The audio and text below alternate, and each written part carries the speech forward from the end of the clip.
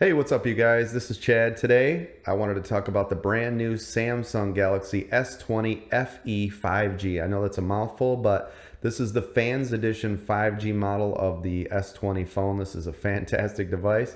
I'm going to let you know right away, if you don't want to watch any more of this video, you want to buy this phone. I think this is going to be the phone of the year for 2020. The fact that you can get this right now for $599, and I'll leave a link down in the description if you guys want to get yours, it's just incredible. So I want to go over a couple of reasons why I think this is a fantastic phone and a great buy. You can get this phone in 6 different colors, so if you're interested in colors, that's cool. So this one is, you can see it looks like a navy blue. It's very cool. You can see the camera system there on the back, which we'll talk about in just a little bit. It is a light phone. It has a fantastic display. So let's go ahead and go over some of the negatives real quick, just so we can get those out of the way. I think it's more about nitpicking than actual negatives. So you can see that it has a larger bezel around the phone, and the reason that is because it has a flat glass display. It's Corning Gorilla Glass 3 on the front. So as you know, the newer phones will have Corning Gorilla Glass 6. So this is not as hard, but obviously I don't think you're gonna have any issues with that. But there is a little bit bigger bezel on this because it doesn't have the rounded edges. I actually love it. I wish all phones just had a flat glass display. I can't stand it when it rolls over the edge, just to make it look like it's some sort of infinity display or whatever they want to call it. Or you don't have to worry about like palm rejection or anything getting in the way. It just works. You don't have to worry about it. So that's one of the negatives, is the bezel's a little bit bigger. The other negative, of course, is that the back is glass, or I'm sorry, it's plastic instead of glass or aluminum or whatever else they would make them in. But to me, I don't really see that as a con. It's just something that you have to be aware of, because typically you're going to put this in a case anyways, unless you're rocking it without one and you're just a stud and you're brave enough to not worry about a case, so it wouldn't apply to you. But other than that, there really aren't any other negatives, and that's why, again, I think this is going to be phone of the year. So you can see that you've got, let's talk about the cameras real quick. So you've got your hole punch here right in the dead center of the phone in the top, so it doesn't get in the way when you're watching videos. That is a 8 megapixel shooter on the front. And on the back, you can see it's got 3 different camera lenses. These are all 12 megapixel shooters, and it also does have an ultra wide lens, which is great. Some of the shooting modes, of course, you have night mode, panorama, pro video, 4K 60. So this thing does shoot great. It has electronic image stabilization, which works really well. The display on this is beautiful. It's not 1440, it's more of a 1080 display, but it has 120 hertz refresh. So this is a 120 hertz panel. So the fact that they put this into a mid-range, we'll call this a mid-range phone, because typically it retails for 700, it's 100 off. But the fact that they put that into this phone is also another reason why I think this is gonna be one of the best phones you can get for 2020, especially for the value. It's just incredible. This also has an in-display fingerprint sensor, which works great. It's super fast. It recognizes your fingerprints fast. Of course, it does have face unlock, which in this case is less secure, but it does have it. If you'd rather use that instead of the fingerprint, you can do that. Now, on the back of the upcoming Google Pixel 5, the fingerprint scanner is on the back. I actually prefer it in the front, because I like to leave it on a stand a lot of the times, like in my house. So I'll have it up on a stand. I just click on the button. It works great. Of course, you can also set up so that if you're in your home or on body detection, things like that, you don't have to worry about unlocking your phone, but that's for another video. So one of the other nice features of this phone is it has dual speakers. So it has one on the top and one on the bottom. That's really cool for a mid-range phone.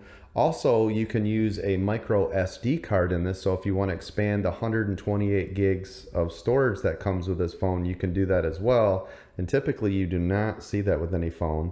Also, this is IP68 rated, so this is waterproof, not just water resistant.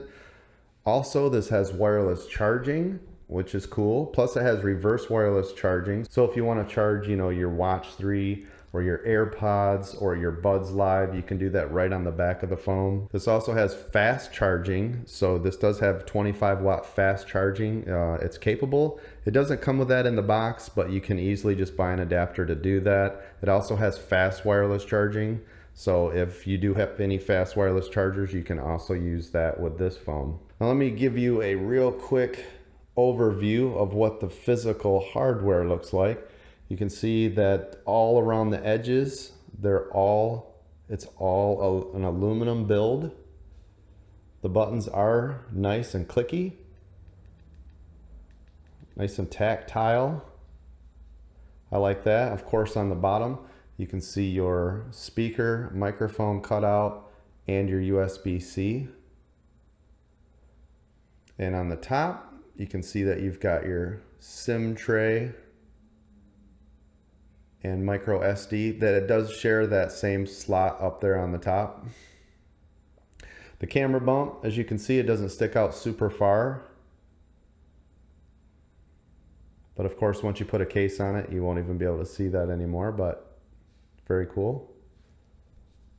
This is an AMOLED display, so it looks beautiful. Let me show you here real quick what that looks like. It's a nice, beautiful display. It's great for gaming.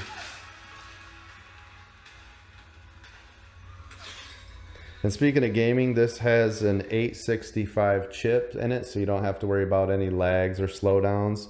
The phone also has 6 gigs of RAM, which is great considering it's not a flagship phone where you're getting 8 or 12. I think 6 is more than enough for this.